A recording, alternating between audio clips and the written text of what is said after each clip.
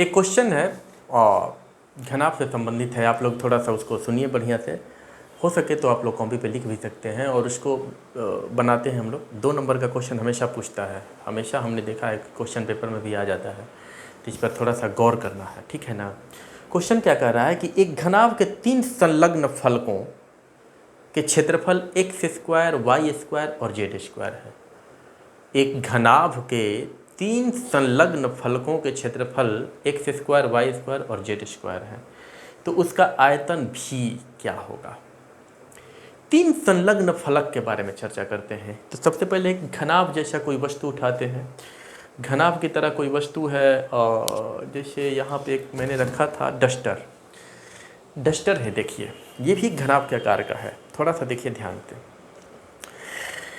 ये आपका एक घनाभ के आकार का है। ये इसकी लंबाई है। ये वाली क्या है इसकी, ये वाली ऊंचाई है ना, और ये इसकी क्या है, चौड़ाई है।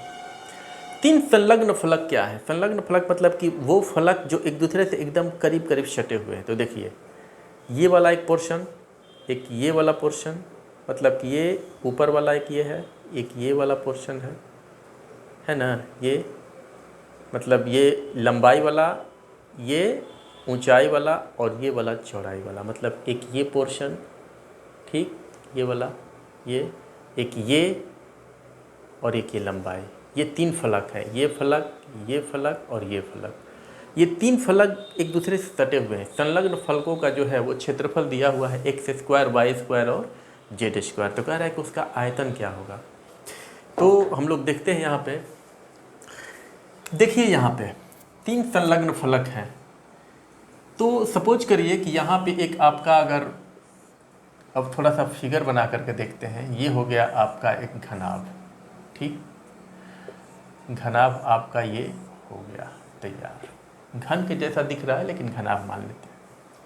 एक इधर वाला फलक है, इधर वाला, तो इधर वाला फलक है, तो इसमें क्या है, एक ऊंचाई है और चौड़ाई है। ये b है, ये ऊंचाई है, और ये वाला अगर मान लेते हैं ये पूरा, तो ये वाला इसका लंबाई है। मतलब ये लंबाई, ये ऊंचाई और ये चौड़ाई। अगर इधर के फलक का क्षेत्रफल निकालते हैं, इधर जो इस पोर्शन में इधर वाला जो क्षेत्रफल होगा, क्षेत्रफल, एक क्षेत्रफल होगा आपका b × h, होगा कि नहीं, इधर वाले का, मतलब कि ये चौड़ाई और ऊंचाई के साथ है। नीचे वाला अगर लेते हैं तो इसका क्षेत्रफल क्या होगा, a1 a2 मान लेते हैं, सबसे अच्छा है a1 a2 है, इसका एक लंबाई मान लेते हैं, एक चौड़ाई है, मतलब l × b, ठीक। और a3 क्या है, एक इधर वाला हो गया, एक नीचे वाला हो गया, और एक अब क्या बच रहा है हम लोगों का, एक हम लोगों का बच रहा है लंबाई × ऊंचाई। कैसे, ये लंबाई, एक लंबाई हो गया हमारा, और ये इसकी एक ऊंचाई, मतलब कि एक ये पोर्शन है, एक ये पोर्शन हो गया, एक नीचे का पोर्शन हो गया ना, मतलब एक नीचे का पोर्शन, एक ऊपर का पोर्शन, और एक क्या, ये बगल वाला पोर्शन। अब इसी का वैल्यू दिया हुआ है, एक दे दिया b × h को दिया है x², इसको दे दिया है एक को y², और एक को दे दिया है z²। तीनों फलकों का क्षेत्रफल एक b × h हो गया, एक l × b हो गया, एक l × h हो गया। इसको मान लेते हैं पहला इक्वेशन, इसको मान लेते हैं दूसरा इक्वेशन, इसको मान लेते हैं तीसरा इक्वेशन। तो कह रहा है कि आयतन क्या होगा, वॉल्यूम क्या होगा। तो हम लोग तीनों को गुणा कर देते हैं, पहला, दूसरा और तीसरा को गुणा कर दिए। पाते क्या है हम लोग, अगर गुणा करते हैं इन लोगों को, तो देख रहे हैं कि b × h × l × b × l × h = x² y² z²। देख रहे हैं b 2 बार है, l भी 2 बार है, h भी 2 बार है, मतलब कि बढ़िया से अगर लिखा जाए इसको तो लिखेंगे l² b² h² = x² y² z²। LBH का whole square = x y z का भी होल स्क्वायर, दोनों तरफ का स्क्वायर स्क्वायर कैंसिल। LBH आपका क्या होता है, LBH आप जानते हैं कि किसी भी घनाभ का आयतन होता है, ये तो v = x y z। इसको ख्याल रखना है हमेशा, ठीक है। हमने देखा कि 3 फलक थे, तीनों संलग्न थे। 3 संलग्न फलक मतलब कि 3 ऐसे फलक जो एक दूसरे से एकदम सटे हुए हैं। उन लोगों का हम लोगों ने क्या निकाल दिया, क्षेत्रफल, और क्षेत्रफल निकाल के हम लोगों ने गुणा कर दिया, हम लोग को मिल गया आयतन। आयतन किसके बराबर होगा, एक्स वाई और जेड के। ठीक, ये बातें समझ में आ गई। अब दूसरा क्वेश्चन एक करते हैं। दूसरा क्वेश्चन एक दिया हुआ है कि एक गोला है, ठीक, एक क्या है, गोला है, स्फेयर, और उस स्फेयर का जो त्रिज्या है, स्फेयर का आप जानते हैं कि क्षेत्रफल होता है 4πr²। एक स्फेयर आपके पास छोटा सा स्फेयर है, उसकी त्रिज्या को 50% बढ़ा दिया गया। एक आपके पास स्फेयर है, स्फेयर मतलब गोला, क्या हुआ है, उसकी त्रिज्या को 50% बढ़ा दिया गया।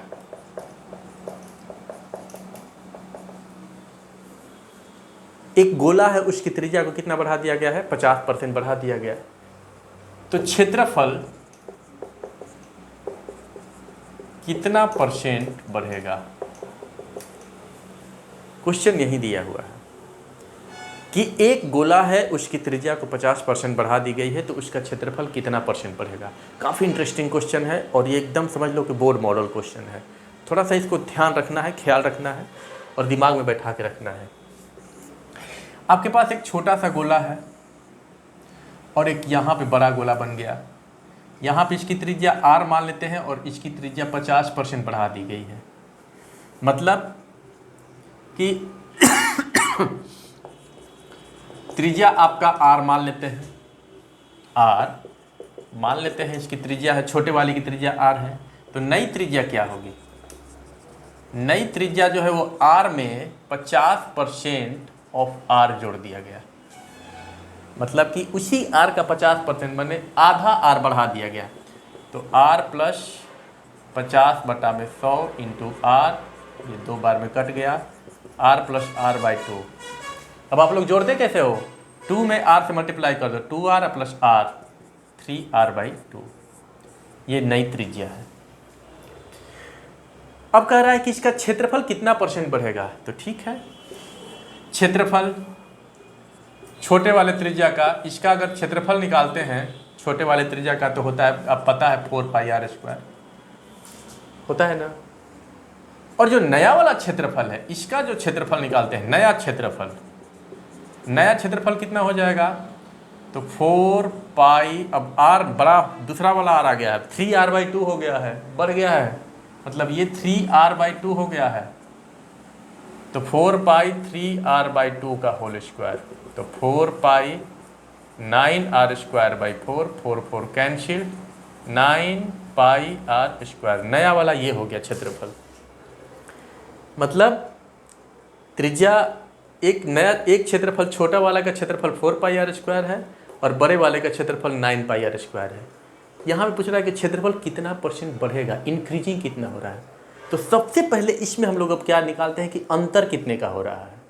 मतलब कि जो छोटे वाले से जब बड़ा क्षेत्रफल निकालते हैं, तो बड़े वाले का क्षेत्रफल कितना ज़्यादा बढ़ा है। तो आप लोग देख सकते हैं यहाँ पे इसको मिटा देते हैं,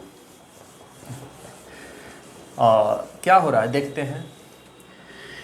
कहेंगे कि अंतर कितना हो रहा है, 9πr² minus 4πr² equal to 5πr²। ये अंतर हो गया, इतने का अंतर आ रहा है। तो कह रहा है कि वृद्धि कितना परसेंट बढ़ेगा, मतलब कि वृद्धि परसेंट क्या होगा, तो होता है वृद्धि बाई मूल क्षेत्रफल गुणे 100।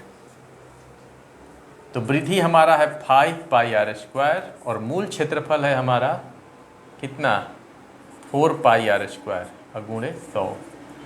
πr² कैंसिल, 4 से 100 25 बार, 125%। क्षेत्रफल 125% बढ़ेगा। आपको जानकारी के लिए बता दें कि चाहे वो वृत्त का 50% त्रिज्या बढ़े, चाहे वो गोले का 50% त्रिज्या बढ़े, या वो किसी कह सकते हैं कि स्क्वायर या वर्ग का अगर 50% बढ़ता है, या फिर कह सकते हैं कि वो किसी आयत की लंबाई और चौड़ाई को 50-50% बढ़ा दिया गया। क्षेत्रफल हमेशा 125% ही बढ़ता है। तो आगे से अगर परीक्षा में पूछ देता है, अगर 1 नंबर का क्वेश्चन हो, समय बचाना है, 3 घंटे का समय मिलता है, उसी में सब कुछ कर देना है, सारा फ्यूचर 3 घंटे में ख़त्म। मैथमेटिक्स, आपको कितनी जानकारी है मैथमेटिक्स की, एक पेपर दिया जाता है और 3 घंटे में ही आपको जांच ली जाती है कि आप कितना जानते हैं। तो वहाँ पे हमारे लिए सबसे ज़रूरी होता है हमारा अपना समय बचाना। आप कितना अच्छे तरीके से उसको सॉल्व भी कर ले और अपना ज़्यादा से ज़्यादा समय बचा ले अगले क्वेश्चन में अपना दिमाग खपाने के लिए। तो भाई साहब, इस तरह से हम लोग को पढ़ना है, क्योंकि वहाँ पे उस 3 घंटे के बाद हमको ज़्यादा समय नहीं मिलने वाला है। और 1 साल आपने जो मेहनत की है वो सिर्फ 3 घंटे में ही दिखा देनी होती है। समय बचाना है। तो अगर आगे से इस तरह से वर्ग दे दे, कोई स्फेयर दे दे, कोई सर्कल दे दे, कोई आयत दे दे, कोई वर्ग दे दे, अगर कह देगा कि उसकी भुजाओं को या उसकी त्रिज्या को 50% बढ़ा दी गई तो उसका क्षेत्रफल कितना % बढ़ेगा, उसमें ऑप्शन सिर्फ खोजेंगे कि कहाँ लिखा है 125%, टिक मारो, आगे बढ़ो। बस यही है, यही तरीका है मैथमेटिक्स बनाने का, यही तरीका है। हम लोग पहले से होमवर्क कर लिए हैं, हम लोग पहले से देख लिए हैं, जान लिए हैं। अब हम लोग को कुछ नहीं करना है, बस उसमें ऑप्शन देखना और टिक मार के आगे बढ़ जाना है। तो इतना ख्याल रखना, ठीक है ना। चलो ठीक, इसका स्क्रीनशॉट लेना है तो ले लो, या आसान है, अब समझ ही जाना है कि 125% ही होता है क्षेत्रफल। आप चेक कर सकते हैं किसी और क्वेश्चन के साथ, ठीक।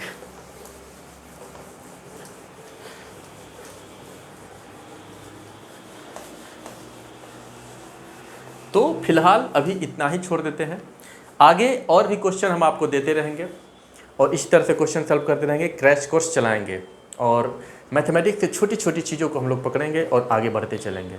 इस क्वेश्चन में आप लोग कमेंट करके ज़रूर बताएंगे कि कितना मज़ा आ रहा है कि नहीं मज़ा आ रहा है, मैथमेटिक्स कैसा लग रहा है पढ़ने में, और आगे भी हम लोग बढ़ सकते हैं कि नहीं। और ख्याल रखो, हर पेपर 2-3 घंटे ही समय देता है परीक्षाओं में, जो बोर्ड के एग्ज़ाम आने वाले कई महीने से तैयारी चल रही है। अभी 2-3 महीने और बचे हुए हैं, पूरा अभी अक्टूबर चल रहा है, नवंबर, दिसंबर, जनवरी, 2-3 महीने बचे हुए हैं। और इस 3 महीने में उस तरीके से तैयारी करनी है कि अच्छा स्कोर लाया जाए। और अच्छे स्कोर के लिए हम लोग को ध्यान ये रखना है कि हम लोग समय बचाते हुए और हर क्वेश्चन को टच करें। भाई साहब, ये पहला पड़ाव है ज़िंदगी का। मैथमेटिक्स के साथ साथ सब सब्जेक्ट आप लोग धीरे धीरे पढ़ते रहिए, क्योंकि उस 3 घंटे में ही सब कुछ आपको दिखा देना होता है। अपने पूरे 1 साल की पूरी तैयारी झोंक देनी पड़ती है उसी 3 घंटे में। अगर वो 3 घंटा बढ़िया बीत गया, समझ लो कि आगे निकल जाओगे। अगर वो नहीं बीता तो कुछ लगता है उस समय ये सोचने लगते हैं हम लोग कि यार बहुत गलती की है, कुछ पढ़ ही लेना चाहिए था, आखिर किया क्या मैं। अगर जिसको क्वेश्चन सारे आते हैं उनको 3 घंटे लगता है ना कि आधे घंटे में ही ख़त्म हो गए, कम पड़ जाते हैं। और जिसको नहीं आता है उसको 3 घंटे पहाड़ की तरह लगते हैं। तो आप लोगों से एक विनती है, या कह सकते हैं कि आप लोगों से एक रिक्वेस्ट है। रिक्वेस्ट और विनती की बात नहीं है, ये आपके फ्यूचर का सवाल है। आप खुद भी इसके लिए आपको तैयार रहना है। आप लोग मन लगा करके घर पे पढ़िए, जितना हो सके उतना ज़्यादा पढ़िए। और अगर आपको कुछ नहीं आता है तो वीडियो में आप क्वेश्चन भी अपना एक क्या कर सकते हैं, भेज सकते हैं लिख करके कि मुझे ये क्वेश्चन नहीं आ रहा है, आप इस क्वेश्चन को ठीक से डिफाइन करिए, इसको समझाइए। मैं आपके लिए तत्पर हूँ, तैयार हूँ, आप लोगों को कोई दिक्कत नहीं होने दूंगा। मैथमेटिक्स में आप लोगों को जहाँ जो भी दिक्कत होगी आप हमसे पूछिए, शेयर करिए और उस वीडियो को देखिए बढ़िया से। हो सकता है कि आपको कुछ ऐसे क्वेश्चन मिल जाएंगे जो कि आपसे छूट रहे थे और आप उसको कर नहीं पा रहे थे, और हमारा ये प्रयास रहेगा कि छूटे नहीं, ऐसे क्वेश्चन छूटे नहीं, बहुत ज़रूरी है ना। ठीक है, तो इसमें एक और क्वेश्चन दिया हुआ था, मैंने आज देखा था कि इसमें कह रहा है कि किसी गोले की त्रिज्या अगर आधी कर दी जाए। अब क्वेश्चन देखिए क्या आ रहा है। पहले मैंने गोले की त्रिज्या को दोगुनी कर दिया था, अब कह रहा है कि एक गोला है और उसकी त्रिज्या को आधी कर दिया, मतलब पहले बड़ा गोला था, अब उसकी त्रिज्या को आधी कर दी गई, मतलब छोटी कर दी गई है। तो कह रहा है कि मूल गोला का आयतन नया गोला का आयतन का अनुपात क्या होगा। ठीक, इसको सिंपली इस तरह से देखते हैं। पहले एक बड़ा गोला था, अब बन गया छोटा गोला। मतलब कि इसकी त्रिज्या अगर r है तो इसकी त्रिज्या हो गई r/2। यही क्वेश्चन कह रहा है कि पहले की त्रिज्या है, एक गोला है, उसकी त्रिज्या r है, अब उसकी त्रिज्या को कर दी गई है r/2। तो इन दोनों के आयतन में अनुपात क्या होगा? What is the ratio of both of the volume, मतलब कि the volume of sphere 1 equal to मान लेते हैं कि 4/3 पाई r³ है। तो इसका क्या होगा वॉल्यूम? 4/3 पाई r/2 का होल क्यूब। बस सिंपल। इसका वॉल्यूम कितना होगा? इसको मान लेते हैं V1, इसको मान लेते हैं V2। इसका वॉल्यूम होगा 4/3 पाई r³, इसका वॉल्यूम कितना होगा? 4/3 पाई r/2 का होल क्यूब। अब देखो V1 equal to 4/3 pi r³, ये तो होगा ज्यों क्या त्यों, और ये क्या होगा? V2 equal to 4/3 pi r/8 का होल क्यूब। ये हो गया, इस तरह होगा ना, r³ और 2 दूनी के 4 दूनी के 8, ये हो गया। अब इसका रेशियो अगर निकालना हो, रेशियो अनुपात V1/V2, तो ये होगा 4/3 पाई r³, ये होगा 4/3 पाई r³/8। अब कटेगा क्या? देखो ये पोर्शन और ये पोर्शन, ये कट। V1/V2 इक्वल टू हो गया 1/8, 1/8 नहीं, 1/1/8, 1/1/8, मतलब V1/V2 इक्वल टू ऊपर चला जाएगा 8, तो 8/1, V1 ratio V2 equal to 8/1। मतलब ये है कि ये जो V1 होगा, ये जो बड़ा वाला जो आपका स्फीयर है, इसका वॉल्यूम इसके वॉल्यूम से 8 गुना होगा। मतलब क्या कि इसका जो वॉल्यूम है, छोटे वाले का वॉल्यूम उससे 1/8 हो जाएगा। मतलब कि बड़ा वाला जो स्फीयर है उससे छोटा वाला जो स्फीयर है, उसकी त्रिज्या को आधी कर दी जाए तो उसका आयतन 1/8 हो जाता है। ठीक है, बड़ा सा गोला था, उसको क्या कर दिया गया? उसकी त्रिज्या को आधी कर दी गई, और त्रिज्या को जब आधी कर गई तो वॉल्यूम कितना हो जा रहा है? 1/8 कम हो जा रहा है। मतलब कि अगर उसमें पहले वाले गोले में अगर 100 लीटर पानी अटता था, जिसकी त्रिज्या r थी, उसमें अगर 100 लीटर पानी अटता था, तो ये छोटा वाला जो गोला होगा उसमें कितना पानी अटेगा? 1/8 कर दो, मतलब 12.5 लीटर, 12.5 लीटर उसमें पानी अटेगा, 1/8। तो इस बात को थोड़ा सा आप लोग दिमाग में रखेंगे। अगर इसी में अगर कर दिया जाए कि इसके क्षेत्रफल में क्या अंतर होगा, थोड़ा सा क्षेत्रफल पे चर्चा करते हैं। ठीक है, क्षेत्रफल भी देख लेते हैं इसका। इसमें क्या है तो देखिए, मान लेते हैं कि पहले वाले को क्षेत्रफल को a मान लेते हैं a1, दूसरे वाले को a2। बड़ा वाला का होगा 4 पाई r², दूसरे वाले का होगा 4 पाई r/2 का होल स्क्वायर। क्या होगा अब? 4 पाई r², ये होगा 4 पाई r²/4, ये कट गया, ये 4 पाई r², 4 पाई 1/1/4, मतलब a1/a2 कितना होगा? a1/a2 equal to 4/1। मतलब क्या हुआ आपका कि a1 ratio a2 equal to 4/1। क्षेत्रफल में कितना अंतर हो गया? क्षेत्रफल कितना हो जाता है? क्षेत्रफल कह सकते हैं कि 1/4 हो गया। तो आयतन 1/8 हो जा रहा है, माने छोटा वाला का आयतन 1/8 हो गया, और क्षेत्रफल कितना हो जाता है? 1/4।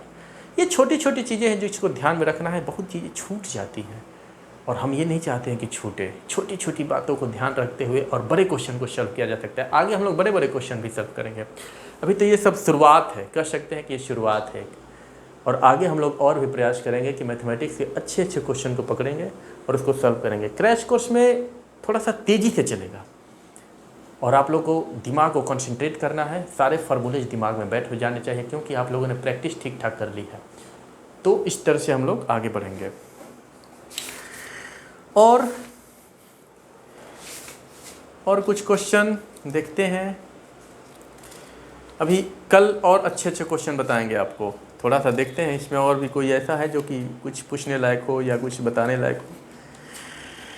हाँ, एक और तरीके का क्वेश्चन आप लोगों को जरूर पूछता है, आप लोग थोड़ा सा ध्यान रखेंगे। कहेगा इस तरह से कि एक बड़ा गोला है, मान लो कि क्वेश्चन दे दिया इस तरह से कि एक क्वेश्चन दे दिया इस तरह से कि 1 सेंटीमीटर त्रिज्या का एक गोला है, स्फीयर है, जिसका रेडियस कितना है 1 सेंटीमीटर। कभी कभी पूछ देता है भूलवाने के लिए ना कि 1 सेंटीमीटर व्यास वाला है या 2 सेंटीमीटर व्यास वाला, तो व्यास दे दिया तो पता दिमाग में आ ही जाता है कि व्यास है तो त्रिज्या भी निकल ही जाएगा, उसका हाफ कर देंगे। क्वेश्चन क्या है कि 1 सेंटीमीटर त्रिज्या वाले एक गोले को, लोहे का एक गोला है, छोटा सा इतना बड़ा लोहा का गोला है जिसका त्रिज्या कितना है 1 सेंटीमीटर। 1 सेंटीमीटर के एक गोले को या स्फीयर को पिघला दिया गया और पिघलाने के बाद उससे 0.1 सेंटीमीटर त्रिज्या वाली छोटी छोटी गोलियां बना दी गई। मतलब कि 1 सेंटीमीटर त्रिज्या का एक आपके पास गोला है जिसकी त्रिज्या है 1 सेंटीमीटर, मतलब एक सेंटीमीटर का त्रिज्या वाला एक गोला है, इसको पिघला दिया गया, मेल्ट कर दिया गया और पिघला करके छोटी छोटी गोलियां बना दी गई जिसका कि त्रिज्या है 0.1 सेंटीमीटर। मतलब कि इसकी त्रिज्या है, इसको अगर r बड़ा मानते हैं तो 1 सेंटीमीटर है, और जो छोटी छोटी त्रिज्याएं बनाई गई, छोटी छोटी त्रिज्या की गोलियां बनाई गई हैं जिसकी त्रिज्या है 0.1 सेंटीमीटर। अब आपसे पूछेगा कोई कि इसमें कितनी गोलियां बनेंगी। बड़ा गोला को पिघलाया गया और छोटी छोटी गोलियां बना दी गई। अब छोटी गोलियां बनाई दी गई है तो उसका अगर पूछा जाएगा कि वो गोलियों की संख्या कितनी होगी, एक लाइन में बनाएंगे, बहुत ज़्यादा कुछ नहीं, डायरेक्ट लिखेंगे गोलियों की संख्या, गोलियों की संख्या।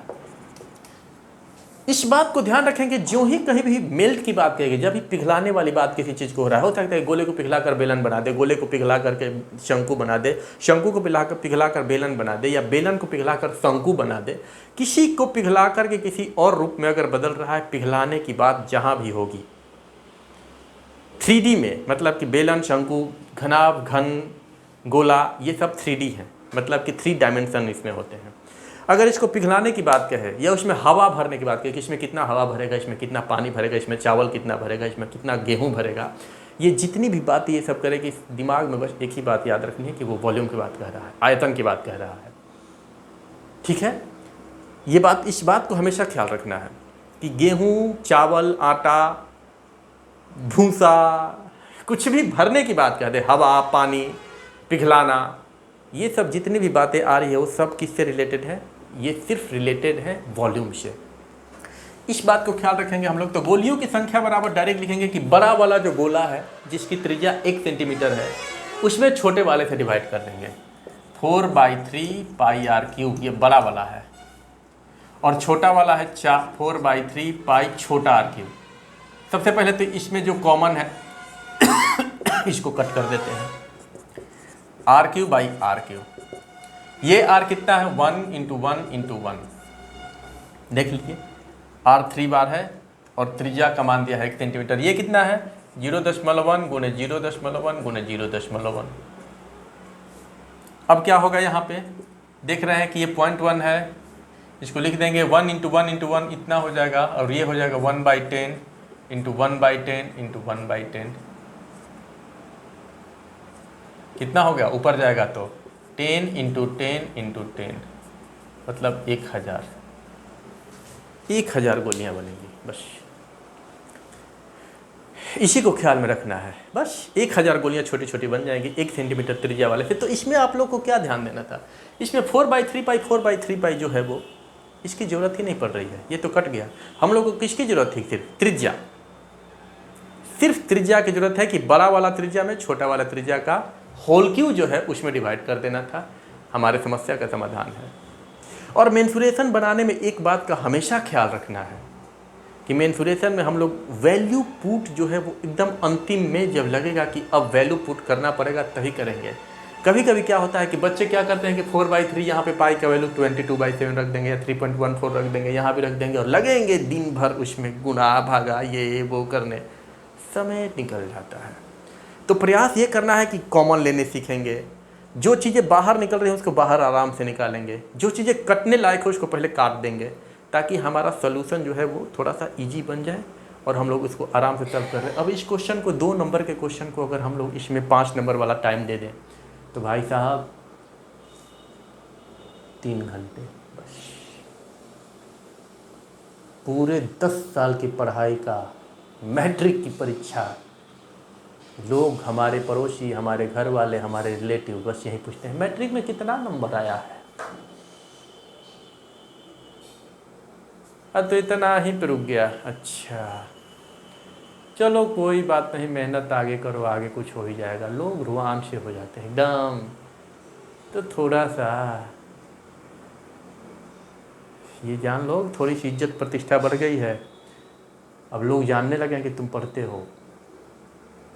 और अगर ये रुक गया ना तो सोच लो, तो ये 10 साल की मेहनत समझ लो कि ये 3 घंटे में ही सब कुछ दिखा देनी होती है। और उस 3 घंटे की अगर बढ़िया से स्ट्रेटजी न बनाई जाए, अगर उसकी तैयारी ठीक से ना की जाए, तो पता चलेगा कि हमको क्वेश्चन आ रहे थे, आप घूम घूम करके चाहे लाख कहें कि हमको तो सारे क्वेश्चन आ रहे थे, समय नहीं बचा।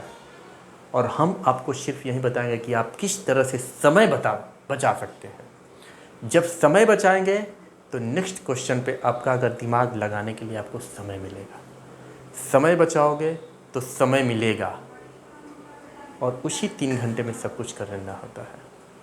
तो आगे के लिए इतना ही बस, और आगे आप लोग पढ़ते रहिए, और भी क्वेश्चन बहुत सारे आपको बताएंगे। अब लगभग 1-2 महीने लगातार आपको क्वेश्चन का एक ढेर आपके सामने प्रस्तुत होगा। तब तक के लिए आप लोग मजे लो।